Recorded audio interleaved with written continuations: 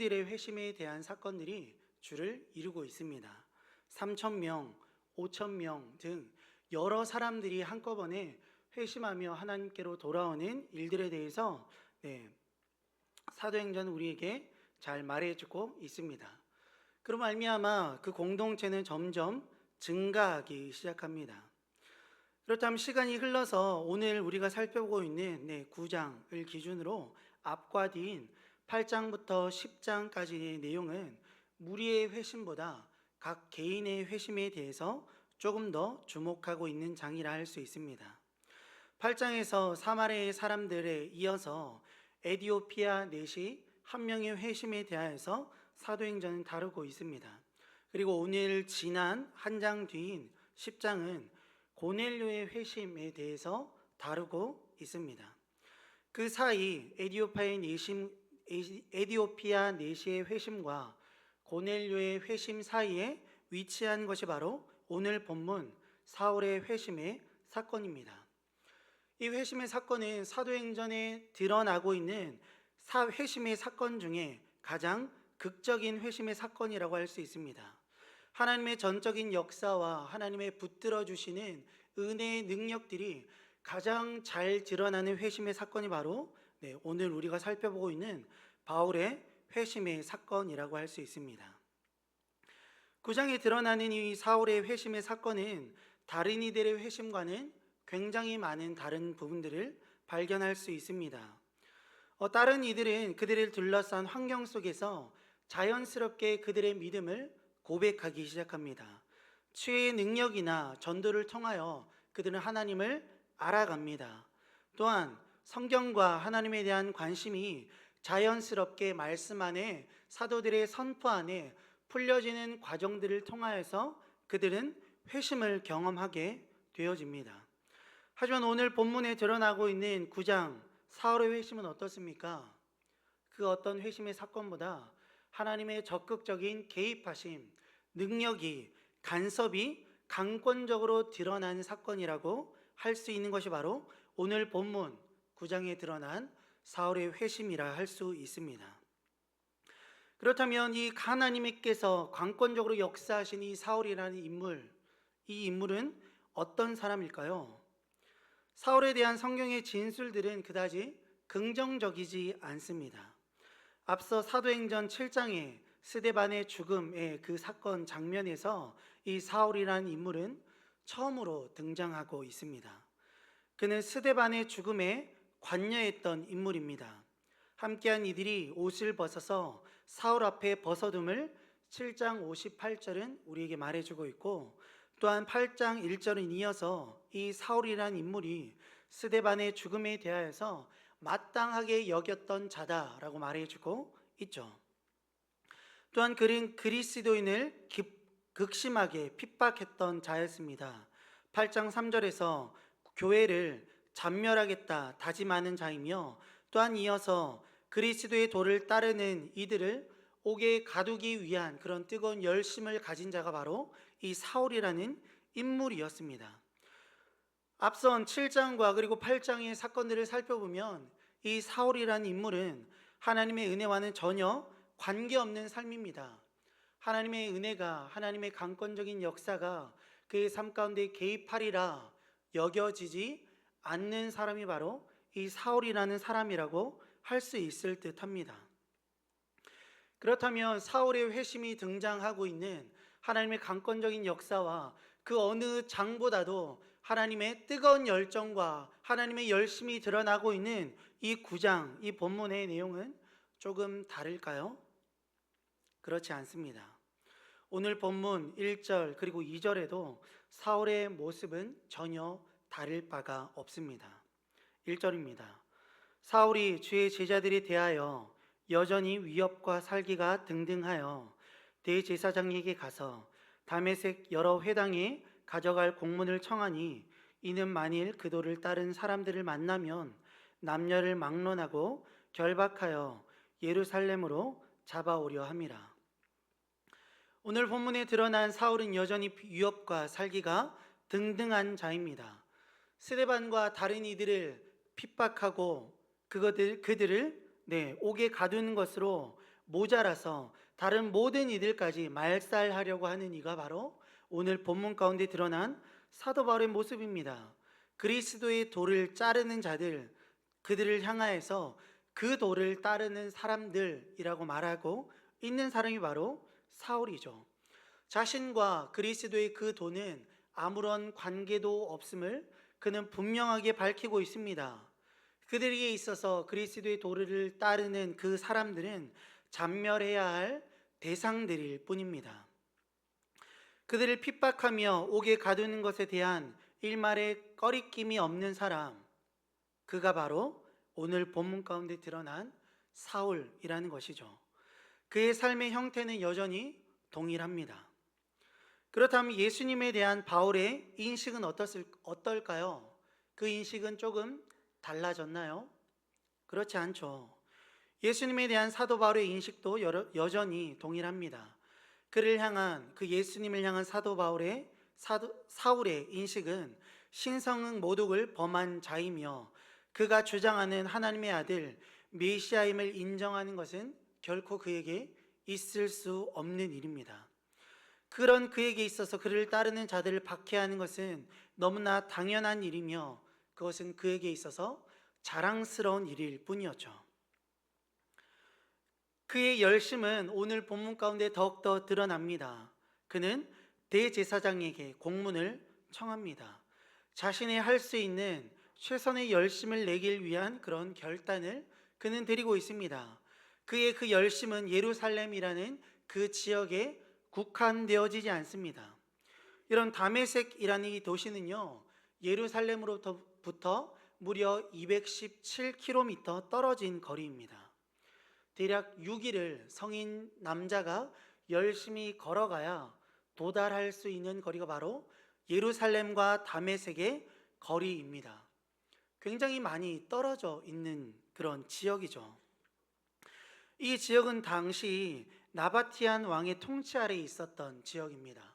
우리에게는 다마스커스라는 이름으로 더욱더 친근한 지역이 바로 다메섹이라는 이 도시이죠. 유대인의 환심을 사기 위하여서 이 나바티안 왕은요, 당시 대제사장과 협력 관계를 가졌습니다.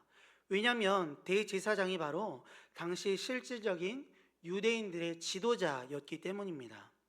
대제사장의 공문이 있다면 그곳에서도 충분히 다른 이들을 체포할 수 있다라는 것을 그는 알았기에 대제사장에게 그곳에 가서 체포할 권한을 위임받는 공문을 요청합니다. 대단한 열심이 그에게 있습니다. 하지만 그런 그에게 있는 그 열심은 너무나 잘못된 열심임이 분명하죠. 그리스도로 인한 구원의 은혜와는 전혀 무관한 삶이 바로 그의 삶입니다. 극적인 구원과 회심의 사역이 기록되어져 있는 이 본문 9장에서도 바울의 삶은, 그리고 하나님의 그 보내주신 그리스도에 대한 인식은 전혀 변함이 없습니다. 그는 여전히 그리스도를 대적하는 삶으로 등장합니다. 그리스도를 부정하는 삶이 바로 그의 삶이며, 그를 따르는 자를 진멸하기를 원하는 삶이 바로 그의 삶이었죠. 하지만 그런 그가 마주한 현실은 여러분 어떻습니까? 3절 이후입니다. 사울이 길을 가다가 다메섹에 가까이 이르더니 호련히 하늘로부터 빛이 그를 둘러 비추는지라. 땅에 앞들여져 들음에 소리가 있어 이르시되 사울아 사울아 내가 어찌하여 나를 박해하느냐 하시거늘 대답하여 주여 누구시나이까 이르시되 나는 내가 박해하는 예수라. 여러분, 하지만 그가 마주한 현실은 어떻습니까? 직접 그를 찾아오시는 예수 그리스도를 그가 경험합니다. 친히 자신을 나타내시는 예수님을 그는 경험합니다. 계속해서 예수 그리스도를 대적하는 자였고 그분을 부정하는 삶이었으며, 그를 따르는 사람들을 진멸하기를 원하는 그의 삶은 일관되게 있었지만, 그런 그에게 너무나 놀라운 은혜가 오늘 본문 속에 드러나고 있습니다. 여러분 꿈이나 꿨겠습니까? 여러분 다른 이들이 이것이 합당하다고 여길 수 있겠습니까? 그런 모든 상황들을 뒤로하고 하나님의 그 열심, 예수 그리스도의 그의 구원을 위한 그런 구원의 사역들은, 여정들은 오늘 본문 속에서 시작되어지고 있음을 우리는 살펴보고 있습니다. 아니 여러분, 이런 사람들 1절과 2절을 살펴보면, 그리고 그의 모습이 드러난 7장과 8장을 살펴보면 기대되어지는 상황들은 어떤 것들입니까? 그를 향한 하나님의 진노와 그의 멸망, 이것이 당연한 것 아닙니까? 그를 향한 하나님의 분노하심, 그를 책망하시며 그를 꾸짖으시며 그를 구렁텅이에 처박아 버리시는 그런 일들이 우리에게 있어서 당연히 기대되어지는 일들 아닙니까? 하지만 여러분, 오늘 본문 속에 그가 마주한 상황은 어떻습니까? 우리의 기대와는 너무나 다릅니다. 그런 그가 예수님을 향한 살기가 등등하여 예수 그리스도의 도를 따르는 이들을 박해하고 핍박하는 것에 가장 열심을 냈던 그가 마주한 상황은, 그가 마주한 현실은 그를 향한 하나님의 사랑과 은혜라는 것이죠. 여러분, 그 속에서 그가 경험한 감정들은 무엇이었을까요? 놀라움이었겠죠. 그리고 그것을 뛰어넘는 당혹감이었겠죠. 9절입니다. 사흘 동안 보지 못하고 먹지도 마시지도 아니하니라. 여러분, 그는 그 기간 동안 먹지도 마시지도 아니하였습니다. 왜 그랬을까요? 그가 지금까지 그의 삶을 지탱해 왔던 모든 가치관들이 부정당하는 그 시간들을 그가 경험했기 때문입니다. 여러분, 그는 굉장한 열심을 가졌던 사람이었습니다. 유대교를 향한, 그리고 하나님을 향한 열심이 굉장했던 사람이 바로 이 사울이라는 사람이었습니다. 예수 그리스도를 믿는 사람들을 박해하기 위한 이 노력들도 하나님에 대한 열심으로부터 귀인한 것이었고, 하나님을 내가 잘 섬기기 위해서 그래 맞아, 이 일들을 하는 게 맞을 거야 라고 생각했던 사람이 바로 이 사울이라는 사람이었습니다. 그것들을 위하여서 그가 무려 몇 킬로를 마다하지 않고 걸어왔다고요? 네, 220여 킬로에 해당하는 그 거리를 뒤로 하고, 그는 하나님을 향한 열심을 내기 위하여서 그 모든 것들을 뒤로 하고 그 예수 그리스도의 도를 쫓는 자들을 박해하기 위해서, 그들을 투옥하기 위하여서 그 길들을 마다하지 않고 걸어갑니다. 하지만 그가 마주한 현실은 무엇이었습니까? 그가 행했던, 그가 자랑했던 모든 것들이 부질없다라는 것이었죠. 그는 여러분, 그의 삶의 모든 노력과 자랑들을 부정당해 버리는 그런 시간들을 경험합니다. 그에게 있었던 모든 열심과 노력들이 잘못된 것이었고, 자신이 자랑했던 것들로 인함이 아니라 오직 예수 그리스도의 긍휼과 사랑으로 인한 구원을 그가 경험하기 시작합니다. 그 후 그의 고백과 그의 삶은 너무나 놀랍게 변합니다. 빌립보서 3장 5절에서 9절입니다. 나는 8일 만에 할례를 받고 이스라엘 족속이요 베냐민 지파요 히브리인 중에 히브리인이요 율법이로는 바리새인이요 열심으로는 교회를 박해하고 율법의 의로는 흠이 없는 자라. 그러나 무엇이든지 내게 유익하던 것을 내가 그리스도를 위하여 다 해로 여길 뿐더러 또한 모든 것을 해로 여김은 내 주 그리스도 예수를 아는 지식이 가장 고상하기 때문이라. 내가 그를 위하여 모든 것을 잃어버리고 배설물로 여김은 그리스도를 얻고 그 안에서 발견되려 함이니, 내가 가진 의는 율법에서 난 것이 아니로 오직 그리스도를 믿음으로 말미암은 것이니 곧 믿음으로 하나님께로부터 난 의라. 이런 그의 고백은 너무나 놀랍게 변화합니다. 자신이 가진 모든 것들을 배설물로 여긴다, 그는 말합니다. 자신이 자랑했던 모든 것들이 더 이상 자신에게 있어서 가치로운 것들이 되지 못함에 대해서 그는 말하고 있습니다. 빌립보서 3장 5절에서 사도 바울이 고백하는 것은 그가 날 때부터 가졌던 자랑에 관한 것들입니다. 할례를 받는 것, 이스라엘 족속인 것, 그리고 베냐민 지파인 것이 바로 그것들입니다. 할례라는 것은요, 예수 그리스도의 택하신 백성임에 대한 증표였습니다. 그래서 그것이 그에게 자랑이 될 수 있었던 것이었겠죠. 또한 이스라엘 족속이라는 것은 무엇입니까? 하나님께서 택하여 주신 선민이라는 그런 자랑의 증거였죠. 베냐민 지파라는 것이 그에게 자랑이 되었던 것은 어떤 이유일까요?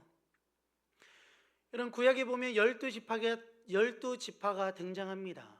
그리고 그 지파들 중에 유일하게 베냐민 지파만이 가나안 땅에서, 즉 하나님의 은혜가 있는 땅, 하나님의 그 구원이 임한 그 땅, 하나님의 다스리심과 하나님의 평안이 주어졌다 여겨지는 그 땅 가운데 태어난 자가 바로 베냐민 지파 한 명이었기 때문에 그것이 그에게 자랑이 되어질 수 있었던 것이었습니다. 또한 하나님께서 약속하여 주셨던 너의 왕위가 끊어지지 아니할 것이다 라고 말씀하셨던 그 다윗 왕조의, 즉 남왕국의 구성원 중에 한 명이 바로 베냐민 지파였기 때문에 그것이 그에게 있어서 큰 자랑거리가 되어질 수 있었던 것이었고, 또한 포로 귀환 후에, 바벨론 포로 귀환 후에 계속해서 예루살렘에 거주했던 지파가 바로 베냐민 지파였기 때문에 이런 것들을 그의 자랑으로 여기고 있었던 것이 바로 사도 바울이었죠. 또한 이어지는 6절은 어떻습니까? 살아가면서 쌓은 그의 노력과 열심들에 대해서 그는 하나하나 언급하고 있습니다. 교회를 박해하는 것, 그리고 율법의 의로는 그 어느 것 하나 꺼릴 것 없었던 자신의 삶을 그는 말하고 있는 것이었죠. 그는 태어나면서부터 가진 여러 자랑들이 있었고, 또한 그의 삶을 살아가면서 쌓았던 여러 노력과 열심들이 그의 자랑이 되기에 충분했습니다. 하지만 이어서 그가 말하는 것은 무엇입니까? 내가 이 모든 것들을 배설물로 여긴다라는 고백이죠. 내가 나의 삶에 주어진 모든 것들, 내가 나면서부터 나에게 주어졌던 그 자랑들과 내가 나의 삶을 살아가면서 쌓았던 모든 자랑들이 더 이상 나의 삶의 자랑이 되지 못한다, 그는 말하고 있습니다. 왜 그렇습니까? 그것이 그의 구원을 보장해 주는 것이 되지 못하기 때문입니다. 오직 그의 구원을 보장해 줄 수 있는 유일한 소망은 무엇입니까? 그에게 있어 그가 태어나면서 가졌던 자랑들이 아니라, 그가 자신의 삶을 살아가며 노력함으로 쌓았던 여러 자랑들이 아니라, 오직 예수 그리스도의 은혜가 자신에게 주어졌다라는 것이 바로 그가 온전히 바라며 의지할 그 구원의 자랑임을 그는 분명히 알았기에 그의 자랑과 그의 고백들이 빌립보서 3장 5절에서 9절 속에 이렇게 놀랍게 변화되어짐을 우리는 발견할 수 있습니다. 이런 그는 분명히 자신이 태어나면서 가진 자랑들, 살아가면서 쌓았던 여러 노력과 열심들이 그의 구원을 보장해 주리라 생각했던 자였습니다. 하지만 그가 경험한 현실은 무엇이었습니까? 오직 주 예수 그리스도의 은혜로 말미암아 자신에게 너무나 놀랍게 주어진 구원, 그 은혜를 그는 경험했습니다. 그리스도께로부터 난 의로 인한 그런 구원과 은혜들을 그는 너무나 놀랍게 경험합니다. 그렇게 여러분, 빌립보서 3장 5절에서 9절과 같은 그런 놀라운 고백을 그는 드릴 수 있게 되어지는 것입니다. 그것이 아니어도 자신을 사랑하고 구원하실 주님에 대한 신뢰로부터 이 사도 바울의 너무나 놀라운 이 고백들은 시작되어지는 것입니다. 이뿐만 아니라 그의 그 저서들 속에서도, 그가 기록한 성경들 속에서도 이런 너무나 놀라운 구원의 은혜에 대하여서 그는 계속해서 말하고 있습니다. 갈라디아서 1장 13절에서 15절을 통하여서 그는 하나님께서 자신을 택하여 주셨다 말합니다. 고린도전서 15장 10절을 통하여서 나의 나된 것이 하나님의 은혜라고 말합니다. 나의 나된 것이 나의 열심과 나의 어떤 철학적인 통념을 통하여서가 아니라, 나의 구원에 대한 그런 열정을 통하여서가 아니라, 내가 이 땅에 살아가면서 쌓은 여러 열심과 열정의 산물들로 인함이 아니라, 오직 하나님의 은혜로 말미암아 나의 구원이 온전히 나에게 주어졌다, 그는 고백하고 있습니다. 디모데전서 1장 1절에서 13절을 통하여 나의 부족함에도 주의 은혜와 사랑이 나의 삶 가운데 넘치도록 풍성하여졌음을 그는 고백하고 있으며, 또한 이것들을 합하여 에베소서 2장 8절에서 9절은 구원은 나에게 주어진 하나님의 선물이라 말하고 있습니다. 나의 부족함, 연약함과 관계없는 그리스도의 은혜의 사역에 대한 그 놀라운 은혜임을 그는 각종 그런 말씀들을 통하여 계속해서 고백하고 있습니다. 그는 자신의 노력이 아니라고 말합니다. 자신의 열정이 아니라고 분명 말합니다. 자신의 뛰어남이나 자신의 잘남으로 인한 그런 결과물이 아니라고 말합니다. 구원에 대한 큰 갈망으로 인하여서 그것이 나에게 주어진 것이 아니라고 말합니다.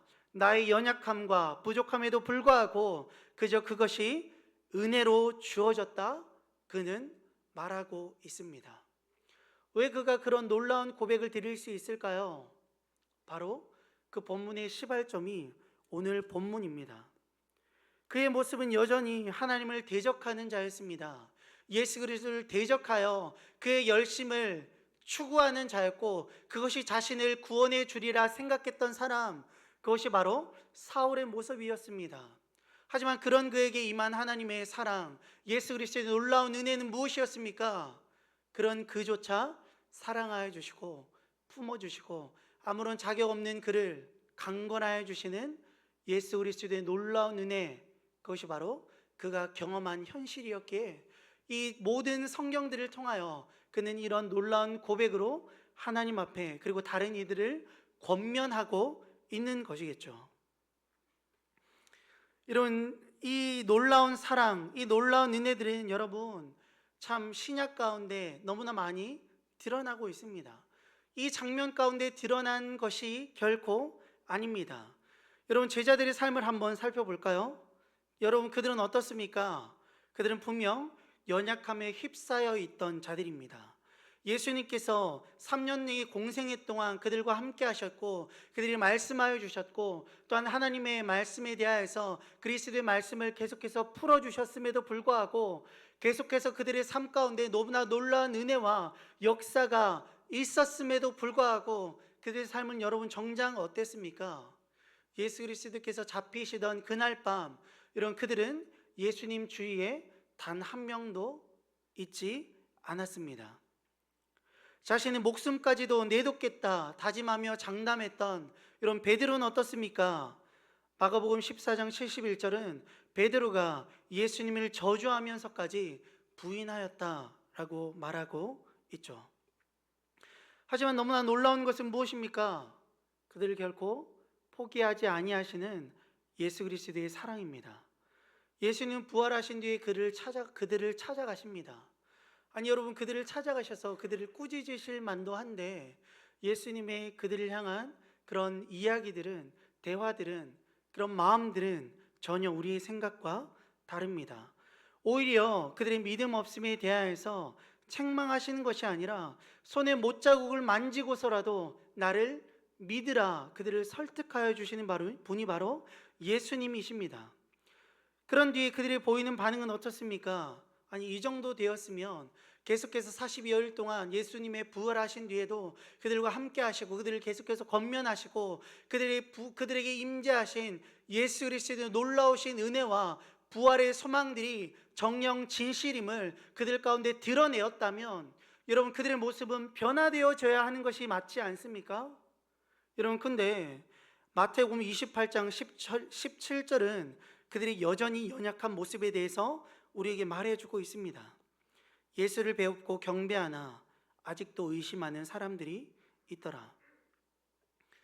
이런 마태복음 28장 17절의 배경은 어떤 거냐면요, 이제 예수님께서 죽으시고 부활하신 뒤에 그들에게 나타나셨고 그들과 함께 하신 뒤에 이제 승천하시기 바로 직전의 장면입니다. 이런 마태복음이 28장까지 이어져 있잖아요. 그죠? 네. 그리고 곧바로 다른 복음서로 이어지고 또 곧바로 사도행전으로 이어집니다. 그러니까 이제 마지막 장면입니다. 예수님께서 그들과 함께 하셨고 그들에게 말씀하셨고 그들에게 역사하시고 그들에게 너무나 놀라운 은혜로 함께 하셨던 그 마지막 장면, 그 장면임에도 불구하고 마태복음, 마태는 그들의 그 마음에 대하여서 뭐라고 말한다고요? 그들이 예수를 배웁고 경배하나 아직도 의심하는 사람들이 있더라. 이런 여전히 그들은 연약합니다. 여전히 예수님에 대한 확신이 그들에게 없습니다. 하지만 여러분, 우리는 그들의 삶의 마지막 순간에 대해서 알고 있습니다. 그렇게 부족했던 그들, 그렇게 연약함밖에 보여지지 않았던 그들은 어떻게 변화되어 갑니까? 네, 예수 그리스도를 위하여서 그 모든 것들을 마다하지 아니하는 그런 믿음을 소유한 이들로 그들은 점점점 빚어져 가기 시작합니다. 이런 그들을 빚어가신 이가 누구십니까?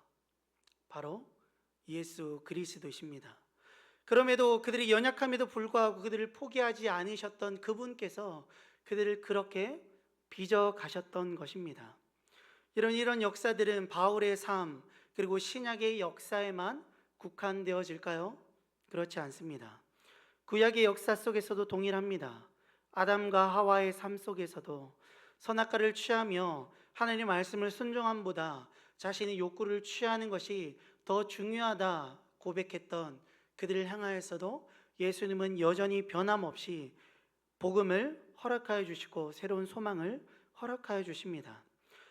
또한 이후에 노아로 인하여서 다시금 시작된 이들이 있습니다. 그들의 마지막은 어땠습니까?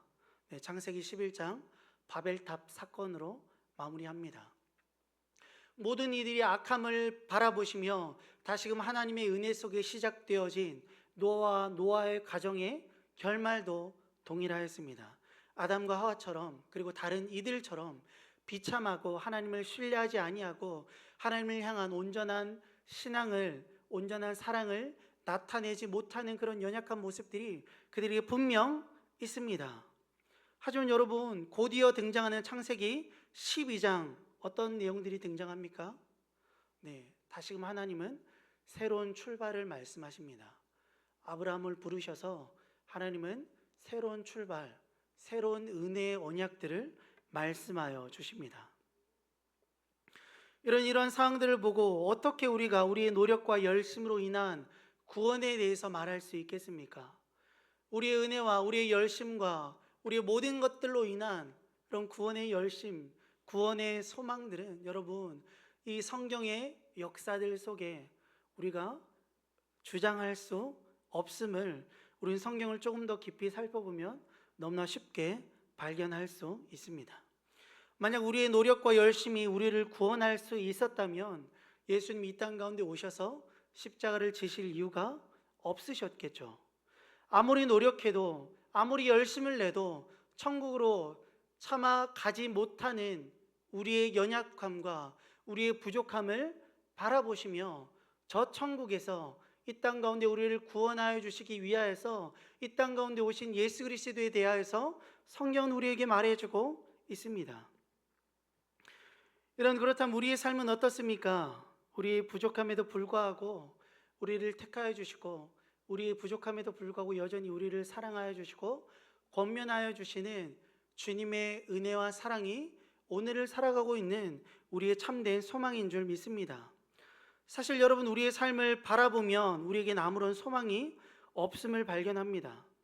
왜냐하면 우리의 삶 가운데 너무나 쉽게 우리는 매일의 삶 가운데 반복되어지는 죄악들을 발견하기 때문입니다. 다른 이들을 비방하며 시기하며 질투하며 원망하는 마음들이 우리에게 가득합니다. 탐심과 음란함들은 어떻습니까? 우리에게 너무나 쉽게 발견할 수 있는 그런 죄악의 모습들 아닙니까? 그것들에 대해서 회개하지만 어느샌가 또 우리의 삶 가운데 깊이 침투해버린 이런 죄악들을 우리는 거부할 수 없고 부인할 수 없습니다. 이런 우리의 소망은 무엇입니까? 반복되어지는 죄악 가운데 계속해서 노력하지만 열심으로 나아가려고 하지만 여전히 부족하고 연약함만을 발견할 수 없는 우리의 한계 가운데 우리의 소망은 무엇입니까? 포기하지 아니하시는 하나님의 열심인 줄 믿습니다.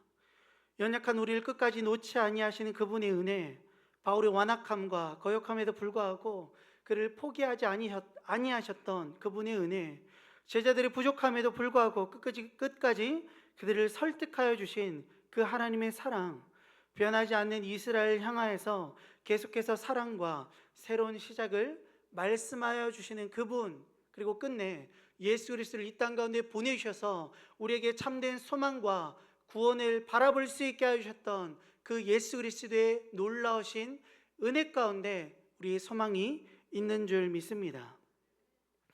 우리의 연약함에 매몰되어지는 우리가 되지 않기를 소망합니다. 혹은 우리의 별 보잘것없는 자랑에 매몰되어지지 않는 우리가 되기를 소망합니다.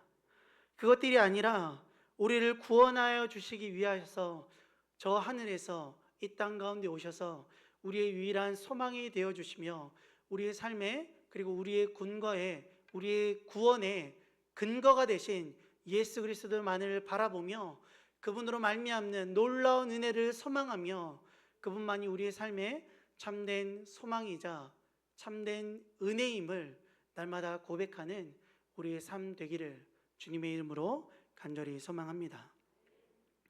함께 찬송가 305장 함께 찬송 드리겠습니다.